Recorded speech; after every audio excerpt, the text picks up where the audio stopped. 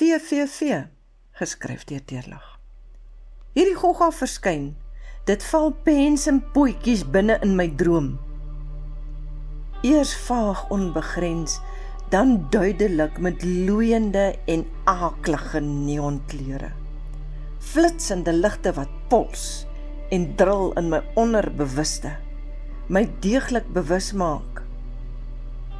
Hierdie vreemde, vleiende, ongenooide voorwerp skud my gedagtes soos 'n sif, bekruip my soos 'n dief in die kort lewe se nag, en jy so onverwags. Vee en vlieg, soos 'n vlieg om weer iewers te gaan sit. Geskryf deur Deurlag, en hy sê, onsinnig is my woorde, soos die vee.